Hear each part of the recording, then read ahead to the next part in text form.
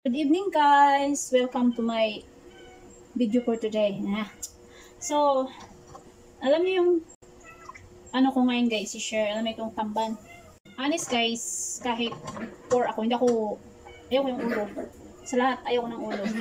So, itong tamban, Puro fresh pa naman baba, siya. guys. 100 ang kilo. So, ginagawa ko guys, meron akong gunting.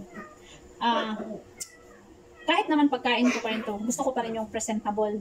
Diba? Presentable yung kinakain ko. So, ito guys, ito yung putulin ko yung ulo. Tapos, ito yung, yan. Tinatanggal ko yung bituka. Okay. Yan. Tapos, ito yung parang may buto guys. Ginugupit ko. Kaya, kuwan na siya hait. Kuwan ba? Parang matulis. So, ganon. Taran! O, ganyan guys. Wala na siyang bituka kahit kaunti. So, well, iba-iba naman tayo. Yan. Tapos yung mga ulo guys, para sa aking mga alaga, yan. I-crispy ko yung ulo, tapos ipaulam ko sa kanila. Pero hindi ko dudurugin pag pinapaulam ko, kay delikado man ang mabuto-buto. Diba? Yan lang guys. Hindi ko na ginagamitan ng kutsilyo, or pag hindi na siya masyadong fresh, ginugupit ko na siya sa diretso. So, diba? Ayaw ko siyang kainin. Ano pala yung tamban, no? Madugo. Parang tulingan. Malaki guys, so. Diba? May fresh. Hindi sila pare-pareho. Mayroong fresh, mayroong hindi na fresh. Yan. Diba? Duk.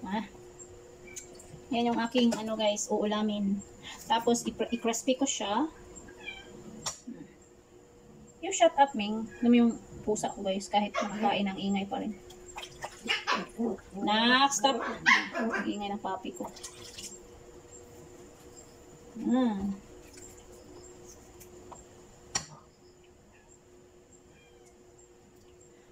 Pinakaayaw ko sa lahat, guys, yung bituka. Kasi nawalan ako ng gana. Kasi dami kong nakain ng yung mga balik sa story, madami akong nakainan guys, yung hindi nila tinatanggalan ng bituka. Kasi ang pinakamadumi dyan yung bituka at saka yung sa ulo nila, yung hasang. Tapos ew. Ano kasi guys?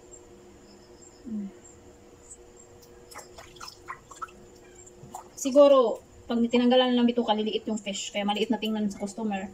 Kaya hindi nila tinatanggal. Not nice. Maintindihan naman ng customer yan kaysa madumi ang madumi yung isda. Kainin mo. Bituka kasi yan ang dumi. Nandiyan lahat ng kinakain na, di ba? Alam mo naman yung isda. Kumakain din ng kung ano dyan sa dagat. Di ba? So, hindi mo tanggalin yung bituka. Nakakatiyo. Okay. Ayan guys. Look at. Tapos i-preserve ko sa. Ayan yung mga ulo para sa mga aso ko at saka pusa. Thank you for watching. Bye-bye.